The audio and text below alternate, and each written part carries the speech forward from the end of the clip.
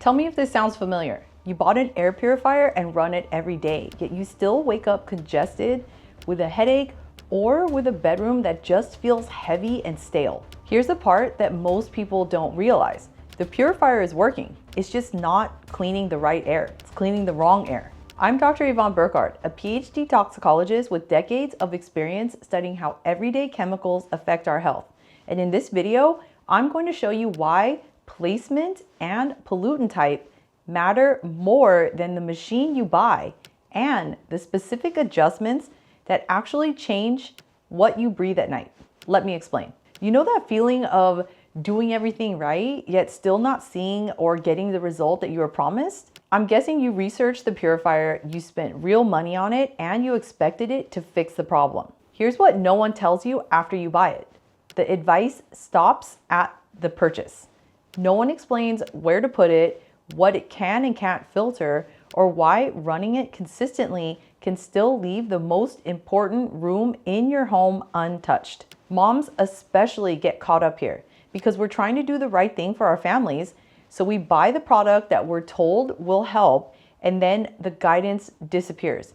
Trust me, I've been there too, and it's so frustrating. This is the piece that almost every instruction guide skips. Indoor air does not circulate evenly through every room in your home. Pollutants are generated in specific rooms, and they tend to stay there unless you vent them out or filter them at the source. If your purifier is in the living room and you're sleeping in the bedroom with the door closed, it's not cleaning the air you breathe for 7 or 8 hours every night. That's the gap. And once you see it, the fix becomes obvious. Here's where people go wrong next. They assume that the problem is the machine.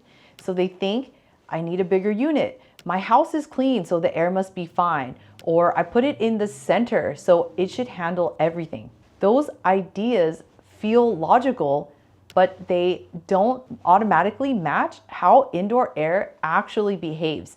And here's the reality that most people never hear. Indoor air can be 2 to 5 times more polluted than outdoor air, especially in well-sealed homes.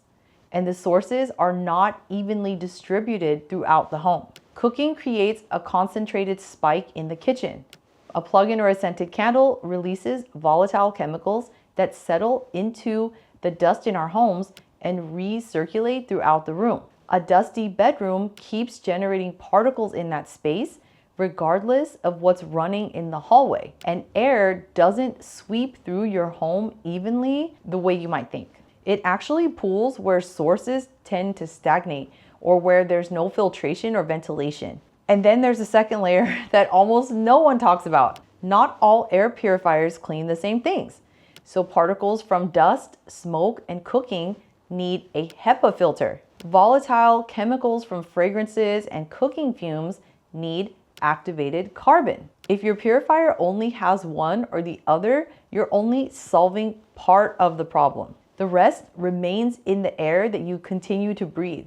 So the issue isn't just the machine, it's how the entire system is set up. And here's the mechanism that ties all of this together. Air only gets cleaned if polluted air physically passes through the right filter. So if you've got the wrong room, the wrong filter type, and the exposure stays airborne no matter how long your machine runs, that's the problem. And here's why the air in your bedroom matters the most. Inhalation is one of the most direct exposure routes that we have. And 7 to 8 continuous hours in a room with elevated pollutants becomes a meaningful cumulative exposure. And when that system is overloaded, you can feel it. Heavy air, even with a purifier running somewhere in the house, really sucks. Headaches or throat irritation after burning candles or cooking.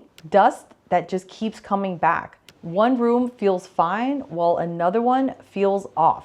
But the good news is that when you set up the system correctly, everything will shift. You sleep without congestion. Odors clear faster. The air stops feeling heavy. So what's actually pushing the system past its limit? There are technically 6 patterns, and most people are dealing with more than one. So here's the first one, the living room trap. One central air purifier feels like it should cover everything, but air doesn't move evenly between rooms.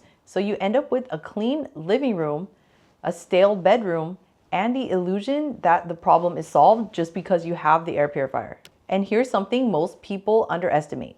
Synthetic fragrance from candles, plugins, and sprays releases volatile chemicals that build up, settle onto house dust, and recirculate whenever we're walking around or moving about the house, or if you open the windows and a gust of air comes in. So even when a room smells fresh, the chemical load can still be high enough to cause irritation and that heavy air feeling. That's because smelling clean and actually being clean are not the same thing.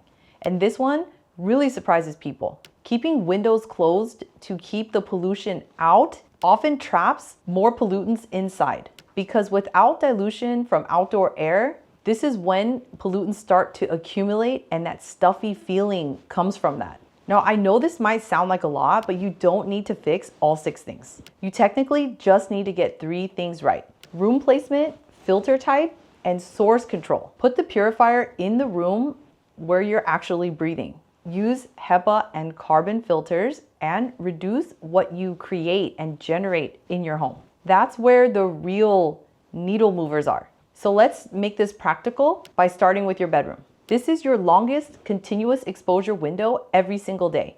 So if you do one thing, start here. Move the purifier into the bedroom and remove fragrance sources. Clean weekly and vent when possible. So after I sleep at night, what I like to do first thing is open my windows and make sure that my air purifier is still turned on. Another thing is, don't expect the unit in your bedroom to clean the entire house, because that's not its job.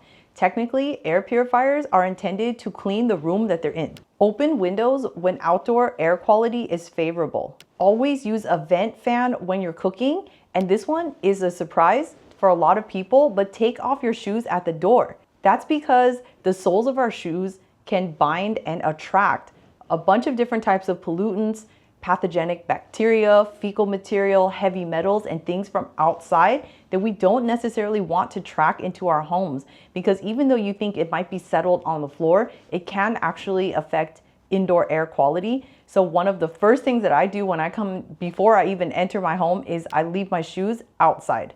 So if I come in through the garage, I leave my shoes in the garage. If I come in through the front door, I take off my shoes before I come in the home. And this also goes for any people who come into your home to do any type of service work.